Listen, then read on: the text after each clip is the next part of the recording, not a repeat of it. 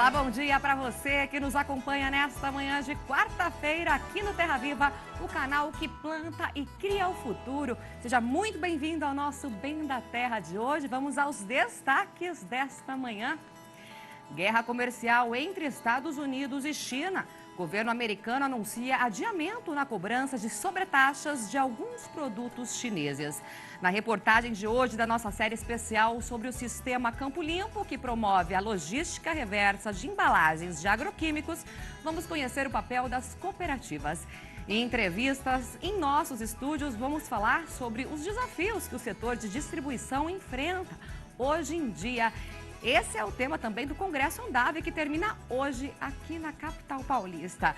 Você vai ver também que quanto maior a variedade de alimentos e cores no nosso prato, mais rica e completa em nutrientes vai ser a nossa refeição. Nós vamos falar também sobre alimentação saudável aí com a Nutri. Na gastronomia, você vai aprender a fazer um delicioso bolo de milho. E ainda reportagens, cotações, curiosidades e muito mais. A gente começa o programa de hoje, então, com a temperatura nesta quarta-feira em algumas regiões do país, a começar hoje com São Paulo. Vamos ver como está a temperatura nesta quarta-feira por aqui. A mínima hoje, o dia amanheceu a 11 graus aqui em São Paulo, com a máxima a 14. Então, durante esta tarde, deve fazer máxima aí de 14 graus na capital paulista. O clima caiu bastante, a gente pode ver aí também na nossa câmera ao vivo aí, em tempo real, que garoa um pouquinho aqui na nossa capital. A gente vai agora para Pernambuco, Timbaúba, onde que a mínima lá é de 17 graus e a máxima um dia está um pouquinho mais quente por lá, 24 graus. Ponta Porã, no Paraná, também mínima de 8 graus, um dia frio por lá. E deve fazer máxima aí de 22 graus. E a gente vai agora para a nossa foto do dia aí na nossa tela.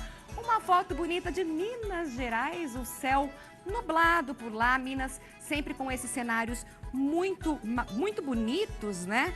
Lá a gente mostra agora Lajinha, que o dia está nublado por lá. É uma foto de telespectador, uma foto do Fábio. E as demais previsões aí da temperatura também são de do nosso público que manda mensagem pra gente, que costuma participar do nosso programa. Vamos agora aos destaques das capas dos principais jornais nesta manhã. Vamos ao telão acompanhar aqui os destaques do dia, a começar com a Folha de São Paulo. O governo investiu só 6,5% do previsto em segurança pública. O orçamento planejado para a área considerada prioritária ali pela gestão Jair Bolsonaro é de 1 bilhão e 700 milhões neste ano, mas até agora foi investido apenas 6,5%, ou seja, tem muito ainda o que investir. Vamos para o próximo destaque, para o próximo jornal de hoje, o Estado de São Paulo. Câmara aprova texto base da MP que reduz burocracia. Mudanças em regras trabalhistas caíram. O projeto agora prevê um domingo de folga ao mês. Essa mudança aí na questão trabalhista, o texto ele deve assim, manter a permissão de trabalho domingos e também feriados, mas determina que empregadores liberem uma folga aos domingos, pelo menos a cada 4 semanas, aí uma vez por mês e não 7, como era previsto anteriormente. Então a Câmara aprovou ontem essa nova MP. Bolsonaro faz pressão e PSL exige fidelidade ideológica. Conselho do MP reabre apuração contra Dallagnol. Vamos ver os destaques do próximo jornal de hoje. A gente vai para o Valor Econômico, que mostra o seguinte: itens trabalhistas saem da MP da Liberdade Econômica. A mesma coisa, então, do anterior, que a gente falou sobre isso agora há pouco. Trump adia sobretaxas e alivia aí tensões. A gente vai falar sobre isso também aqui no nosso programa. Agora a gente vai para o Metro, que é um parceiro aqui do nosso grupo Bandeirantes de Comunicação, que mostra o seguinte: suspeita de fraude leva Abdel Maci para a prisão. Investigação aí, ó. Condenado a 81 anos por estuprar pacientes. O médico cumpria a pena em casa devido a supostos problemas de saúde. Após aí a denúncia de que complicações cardíacas teriam sido induzidas. Vai ficar aí 30 dias no hospital penitenciário até passar por uma nova perícia. A gente mostra mais abaixo aí, partidos namoram Alexandre Frota após a expulsão do PSL, o PSDB e também o DEM se oferecem para acolher o deputado que foi desfiliado por criticar o Bolsonaro. Então ele foi expulso do partido e agora outros partidos namoram o Alexandre Frota. Vestibular exige atenção dobrada com as fake news. Confira aplicativos e dicas que ajudam a escrever melhor e a driblar a desinformação. É isso aí, então esses foram os destaques do Jornal na manhã desta quarta-feira. Nós vamos agora às nossas agromanchetes do dia. Vamos acompanhar também aqui em nosso telão o valor bruto da produção agropecuária do Brasil em 2019 é estimado em 603 bilhões e 400 milhões de reais. Uma alta de 1,2% em relação a 2018 e a segunda maior marca registrada pelo país da história. 3 áreas dos portos de Santos e Paranaguá são leiloadas pelo governo. Mais de 400 milhões de reais devem ser investidos na modernização dos terminais. E o Brasil bate recorde na produção de leite no primeiro trimestre do ano, com mais de 6 bilhões de litros. É um aumento de 3% em relação ao ano passado. E falando em leite, como a gente comentou aqui no programa de ontem, a maior feira do setor leiteiro da América Latina foi aberta ali em Castro, né? O evento segue até sábado. Olha só. Com as inovações apresentadas, a produtividade é superada ano a ano. Seu Lucas é dono da vaca recordista de ordenha da feira. A média de produção diária é de 102 litros de leite. Atualmente, o recorde mundial, também brasileiro, é de 111 litros por dia. Muita coisa que nós fazemos aqui, que nós aprendemos aqui, nós adotamos depois no macro, na fazenda, para nós tratar. Aí nós conseguimos aumentar a nossa média do rebanho também. Com estas máquinas e robôs equipados com sensores, todo o processo de ordenha é feito sem intervenção humana. A vaca vai sozinha para a máquina, gerando menos estresse para o animal. A higienização também é automatizada. Ela identifica o padrão de comportamento de movimentação do animal e isso pode indicar tanto problemas de doença, problemas metabólicos, como também a questão do cio, né, quando a vaca está apta a ser inseminada. Porque no final das contas, a vaca que dá leite é a vaca que acabou de parir, então você precisa de manter as vacas prenhas. A Agroleite vai até o dia 17 de agosto. Devem passar por aqui mais de 70 mil visitantes. A expectativa dos organizadores é movimentar mais de 65 milhões de reais em negócios. O primeiro trimestre de 2019 foi o melhor resultado histórico na indústria de leite nacional. Foram produzidos mais de 6 bilhões de litros, uma alta de 3% em relação ao mesmo período do ano passado. E a gente vai acompanhando aí sobre a Agroleite 2019 durante a nossa programação aqui no Terra Viva, o canal que planta e cria o futuro. E com 1 bilhão e 600 milhões de litros de leite produzidos ao ano, o Vale do Paraíba é a maior região produtora do estado de São Paulo, com abertura de mercado para a China. A expectativa é de crescimento do mercado interno. Na fazenda de Welder, em Pindamonhangaba, o dia começa antes mesmo do nascer do sol, com a coleta de 1.100 litros de leite. Essa é a produção diária por aqui em natura. Hoje ele tem 110 animais, 45 deles em produção de leite. As normativas do Ministério da Agricultura visam aumento de qualidade, então tudo que está ao nosso alcance fazer em termos de controle de qualidade, para que a matéria-prima chegue na usina com bastante qualidade, é a tônica nossa aqui e de todos os produtores também. Apesar de a produção estarmos numa época de menor produção, ela tem aumentado em função de tecnologias que estão sendo aplicadas. Com a liberação de exportação de produtos como leite em pó e queijo para a China, anunciada recentemente pelo governo federal, A expectativa é, em um ano, aumentar a produção para 1.800 litros por dia. O mercado é um só. O mercado nacional de cerca de 35, 36 bilhões de litros de leite anual. E de onde for exportado, de alguma forma, abre espaço para outros produtos. Uma usina maior que esteja exportando vai dar preferência, acredito, para um mercado externo. Então abre espaço dentro do mercado interno para outros laticínios. Aumentar a produção está nos planos da Comevap, cooperativa de laticínios do Médio Vale do Paraíba, que tem hoje cerca de 600 cooperados. Aqui são produzidos produtos como manteiga, coalhada, queijo e leite pasteurizado.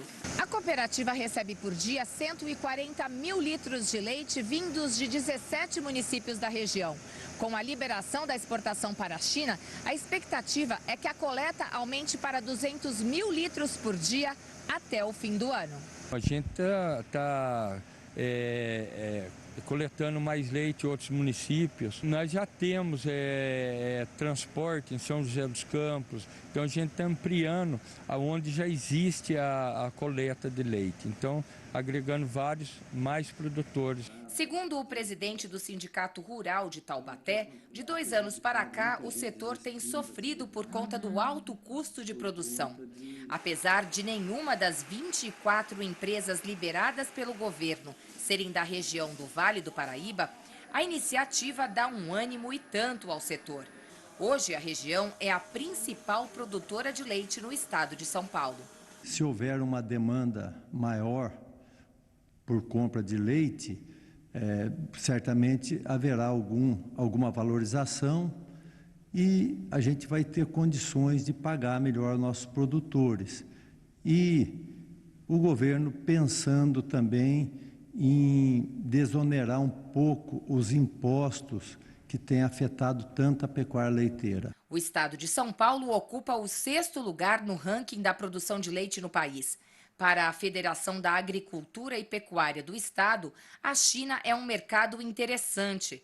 Para atendê-lo, será preciso que o Brasil aumente a produção de leite em 40% até 2026. No ano passado, foram produzidos 34 bilhões de litros. O Brasil hoje é um dos poucos países, se não for o único, que tem condições de aumentar a sua produção.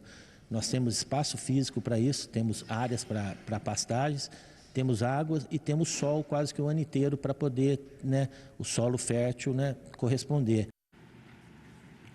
E agora a guerra comercial entre China e Estados Unidos. O governo dos Estados Unidos decidiu adiar de 1º de setembro para 15 de dezembro a sobretaxa de 10% sobre alguns produtos chineses. A informação foi confirmada pelo escritório do representante de comércio. A medida atinge celulares, computadores, brinquedos, monitores e alguns itens de vestuário e calçados. O governo americano, porém, ainda mantém a intenção de taxar alguns produtos chineses a partir de setembro. O pacote inicial abrangia cerca de 300 bilhões de dólares em produtos chineses. Atualmente, aproximadamente 250 bilhões em produtos daquele país já foram penalizados com sobretaxas de 25%. Em paralelo, o Ministério do Comércio chinês informou que o vice-primeiro-ministro da China, Liu He, conversou por telefone com autoridades comerciais dos Estados Unidos e que novas negociações vão acontecer em 2 semanas, também por telefone. E agora a política nacional. O governo intensificou a articulação política no Senado para apressar a tramitação da reforma da Previdência. Na Câmara deve avançar aí o novo regime previdenciário dos militares, que será definido por um projeto de lei. O Ministério da Economia foi o endereço de pelo menos 9 senadores nesta terça por causa da reforma da Previdência. Paulo Guedes chamou os parlamentares para sentir o clima na casa. O presidente do Senado disse a ele que se a votação fosse hoje, a proposta seria aprovada. O que eu falei para ele é o sentimento agora do Senado da responsabilidade de assumir essa matéria tão importante para o Brasil. O ministro foi informado ainda que a Comissão de Constituição e Justiça pode acelerar a análise da proposta. Até agora, apenas um pedido de audiência pública foi apresentado. Nessa mesma fase, a CCJ da Câmara recebeu 160 requerimentos. Agora, no Senado, se os pedidos não passarem de 3, o relator pode antecipar a apresentação do parecer para que a votação aconteça no fim de agosto, uma semana antes do previsto. É uma pauta essencial para o país e se tornou emergencial. Nós estamos vivendo uma doença que chama doença fiscal, que se o Brasil não começar este tratamento imediatamente, ele vai morrer por inanição. A intenção é finalizar os 2 turnos da votação da proposta no plenário até outubro. O ministro da Articulação Política intensificou o corpo a corpo no Congresso, com uma série de visitas a senadores. Luiz Eduardo Ramos ressaltou que a inclusão de estados e municípios nas novas regras é consenso em um projeto paralelo.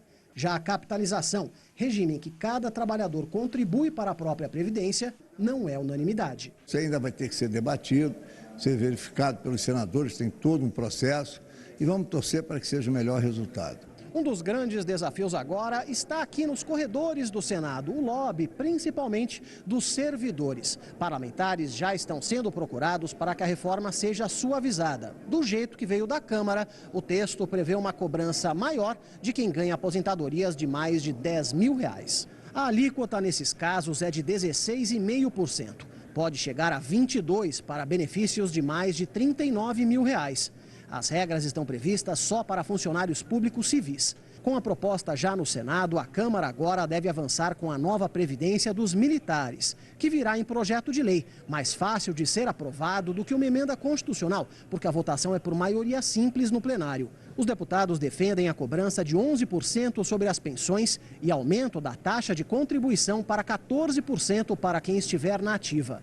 O projeto também precisa da aprovação do Senado. Dá para fazer essa alteração no regime previdenciário dos militares, ao mesmo tempo que estivermos discutindo a PEC paralela da reforma da Previdência Geral, ao mesmo tempo que estivermos discutindo desburocratização, ao mesmo tempo que estivermos discutindo reforma tributária. O Brasil tem pressa, não dá para ficar cada semana ou cada mês numa única toada.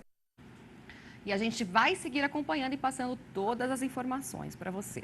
E agora a gente volta para o agronegócio, porque a previsão de safra recorde de grãos foi uma das melhores notícias econômicas do ano. Mas depois da colheita que vem aí o desafio, que é escoar e armazenar a produção.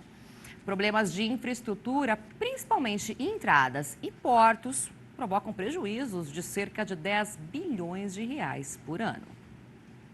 O Fernando vai triplicar o tamanho da plantação de soja e milho na próxima safra, nesta propriedade em Viamão, no Rio Grande do Sul. Mas não basta estar de olho no solo, tem que estar de olho no céu. Se chove, a estrada precária no acesso à fazenda impede a passagem de caminhões com as sementes e os fertilizantes e dificulta o transporte depois da colheita. Nós temos aqui 23 quilômetros de estrada de chão e é quase impossível trabalhar com caminhão. Por exemplo, carreta, bitrem não consegue vir aqui. A estimativa do IBGE é que o Brasil feche 2019 com uma safra recorde de grãos.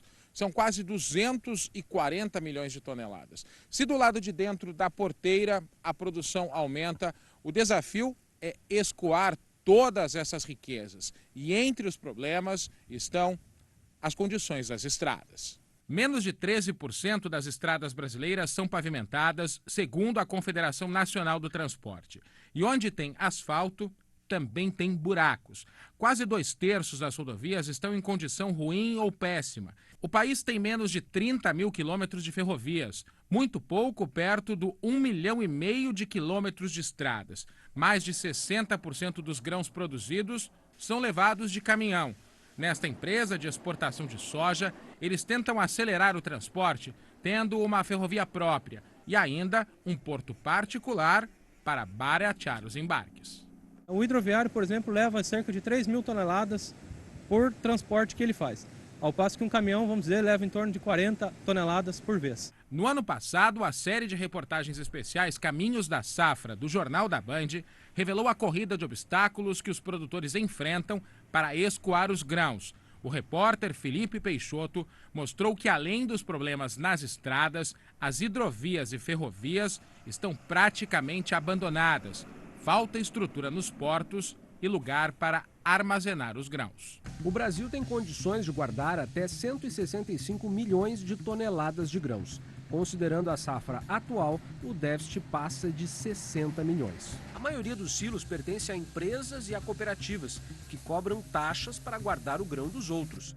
Apenas 17% estão dentro das propriedades. É preciso investimento pesado em infraestrutura para melhorar este cenário. Com recursos disponíveis que podem ser públicos ou usando aportes do setor privado através de concessões, de parcerias público-privadas. Apesar dos desafios de logística, o Fernando segue investindo para produzir mais. Quase 50 anos aí mexendo com isso aí. Dentro da fazenda é tranquilo. O Garantia Safra, que funciona como um seguro social para pequenos produtores do Nordeste e do Norte de Minas Gerais, terá os cálculos simplificados. As alterações estão em estudo. Audiências públicas vão ser feitas em Pernambuco, Bahia e também Maranhão para ouvir os agricultores, e a expectativa aí é de que as mudanças sejam anunciadas até o próximo mês de novembro. O Garantia Safra é destinado aos agricultores do Nordeste do Brasil, além do Norte de Minas Gerais. O programa contempla produtores que possuem baixa renda de até um salário mínimo e meio por família e que plantam em áreas entre 0,6 e 5 hectares. Para ter direito ao seguro social, o produtor desembolsa R$ 17,00. União, estados e municípios também contribuem. O município com R$ 51,00 por produtor, o estado com R$ 110,00 e a União R$ 340,00. O dinheiro vai para um fundo que é distribuído caso a seca provoque perdas na produção de mais de 50%. O produtor recebe um benefício de 5 parcelas de R$ 170,00. Isso totaliza R$ 850,00 por beneficiário. Esse recurso é usado exatamente pelo produtor que não pôde fazer a colheita para sua subsistência e vai usar esse recurso no comércio para comprar alimentos. Essas regiões, elas sofrem muito com a seca. Ano sim, ano não, um município perde. O governo federal desembolsa por ano R$ 468 milhões. O programa abrange 10 estados, 1.100 municípios e beneficia 1.300.000 famílias. Os cálculos considerados complexos, de difícil entendimento e que levam em conta 4 indicadores, serão simplificados. Pague lá os seus R$ 17,00, sabendo exatamente o que está adquirindo. É como uma compra de qualquer seguro. Audiências públicas vão ser realizadas em Pernambuco, Bahia e Maranhão para ouvir a opinião dos agricultores. O zoneamento agrícola, que é feito pelos pesquisadores da Embrapa e estabelece a janela ideal para cada plantio, também vai ser utilizado no Garantia Safra.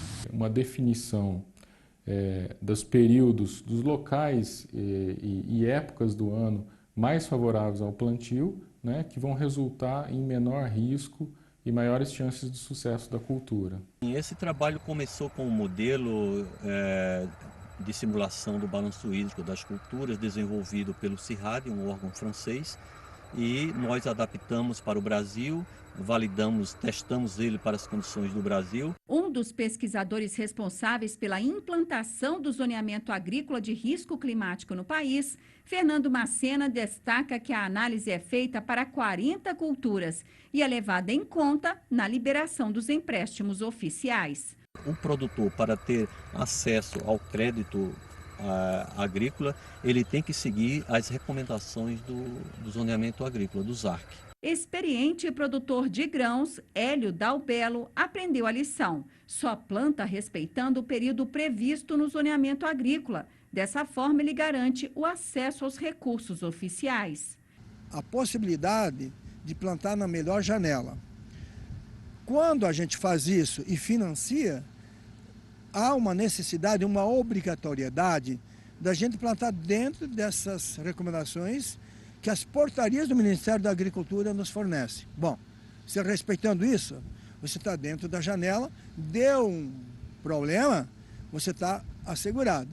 Plantou fora, é bucha. A ideia é que o novo modelo de cálculo seja anunciado até novembro. Inicialmente, o que nós vamos fazer com a Embrapa é trazer a pesquisa do zoneamento agrícola para esse público do Garantia Safra. Esse público tem pouco ou nenhum acesso à tecnologia, muito diferente do público que acessa o crédito do Pronaf, do Pronamp, são produtores que já têm acesso à tecnologia, a financiamento, e aí o zoneamento agrícola é mais adequado para esse público pequeno e médio do Pronaf e Pronamp. No Garantia Safra, nós vamos ter que fazer uma metodologia própria de zoneamento agrícola, levando em consideração né, que esse produtor não tem muito acesso à tecnologia, mas considerando também que ali é uma região de muita seca, secas prolongadas, e que esse produtor precisa produzir uma atividade que seja mais resiliente à seca. E nisso a Embrapa tem toda a competência para ajudar o Garantia Safra. O papel da Embrapa nisso tudo é mobilizar os centros de pesquisa, principalmente na região do Nordeste ou na região semiárida, onde já existe vários sistemas de produção identificados, praticados e recomendados para essas regiões, e selecionar as alternativas com maiores chances de sucesso e incorporar nas avaliações de risco do zoneamento e, num segundo momento, incorporar esses sistemas como recomendados pelo Garantia Safra. Com isso, a gente espera induzir ou estimular que os produtores deixem algumas culturas, às vezes, muito suscetíveis à seca e comecem a adotar sistemas de produção mais resilientes, mais rentáveis e com maiores chances de sucesso, né, de gerar menos prejuízo, com maiores possibilidades de gerar lucro, né, emprego e renda. O Garantia Safra é um projeto de governo, de política pública espetacular, e o zoneamento, com a sua essência, né, de estudar os riscos climáticos, pode ajudar consubstancialmente ao Garantia Safra, né? É necessário fazer algumas adaptações, né? Incorporar novos estudos, incorporar novas variáveis para que o Garantia Safra também receba as orientações do ZARC. E a Secretaria do Desenvolvimento Agrário promove encontros regionais do Garantia Safra. Os eventos reúnem secretários municipais, movimentos sociais, lideranças comunitárias, técnicos da Emater do Ceará e membros dos conselhos municipais para o desenvolvimento sustentável e apresentam o programa, além de possíveis transformações na execução do programa do governo federal. Vamos agora às cotações dos principais produtos agropecuários do país, a começar aqui no nosso telão pela soja negociada no mercado físico ali no Porto de Paranaguá, que vem com estabilidade a R$ 84,00 a saca de 60 quilos. Em Passo Fundo, no Rio Grande do Sul, o dia foi de fortes ganhos para a soja, quase 2% de valorização. E a soja que vinha na segunda-feira a R$ 80,00 subiu para R$ 81,50. Na terça-feira inicia com esta cotação, esta quarta. Cascavel, no Paraná, leves ganhos de 0,6% a R$ 78,50.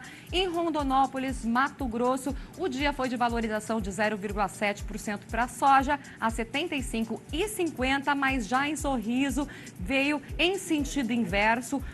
Houve uma queda de 0,7% e a soja por lá está cotada a R$ 66,50. Queda também em Rio Verde, Goiás, com a soja caindo 1,3% a R$ 74,00 a saca. Em Dourados, no Mato Grosso, dia de alta, 0,7% de ganhos a R$ 74,50. A soja em Uberlândia, Minas Gerais, tem ganhos mais expressivos, 1,3% de valorização a R$ 78,00. Barreiras, na Bahia, estabilidade, R$ 74,50 em Balsas. No Maranhão, forte valorização para a soja negociada por lá, 3,6% de ganhos a R$ 72,00 a saca de 60 quilos. Vamos ao milho, então. O milho no Porto de Paranaguá, queda nas principais praças pesquisadas aqui pela nossa equipe, forte queda para o milho, inclusive. Porto de Paranaguá, uma queda superior a 4% a R$ 35,50 a saca. Em Campinas, São Paulo, queda de 4% também a R$ 36,00. Cascavel do Paraná, perdas menos expressivas, 1,6% de perdas a R$ 31,50. Sorriso, Mato Grosso, perdeu 4,2% e o milho por lá, que vinha a R$ 24,00, agora segue a R$ 23,00 a saca de 60 quilos. Em Rondonópolis, perdas também expressivas, 3,6% a R$ 27,00. Em Rio Verde, Goiás, mais 7% de baixa para o grão, que vinha a 28, é negociado a R$ 20,00. E em Dourados e Uberlândia, o dia do milho foi de estabilidade. Em Dourados, Mato Grosso do Sul, centavos, em Uberlândia, R$ 33,00. Em Erechim, no Rio Grande do Sul, perdas também acentuadas, 2,6% de desvalorização. E o milho por lá vem negociado a R$ 38,00. A gente segue aqui falando do mercado físico, agora do café, que vem sentido oposto aí do milho, que a gente acabou de anunciar, agora vem com valorização nas principais regiões brasileiras. No Cerrado Mineiro, alta de 1,2% a R$ 410,00 a saca de 60 quilos. E em São Paulo, 1,3% de ganhos, R$ 400,00. No Sul Mineiro, também 1,3% de valorização para o grão, que vem negociado a R$ 405,00 a saca, e estabilidade na Zona da Mata, e também o Conilon negociado no Espírito Santo. Na Zona da Mata segue valendo R$ 310,00 e o Espírito Santo, o Conilon, continua sendo negociado a R$ 270,00 a saca.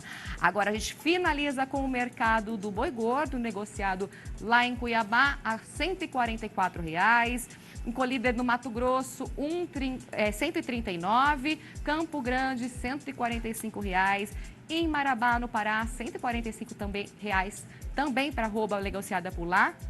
Em Minas Gerais, a arroba do boi gordo segue a R$ 148,00.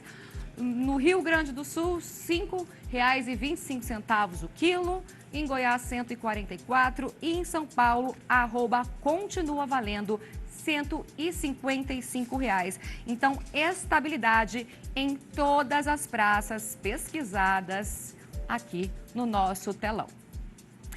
Agora a gente vai para um rápido intervalo e veja a seguir os desafios que o setor de distribuição enfrenta hoje em dia. É daqui a pouquinho, é rapidinho, fique com a gente, até mais.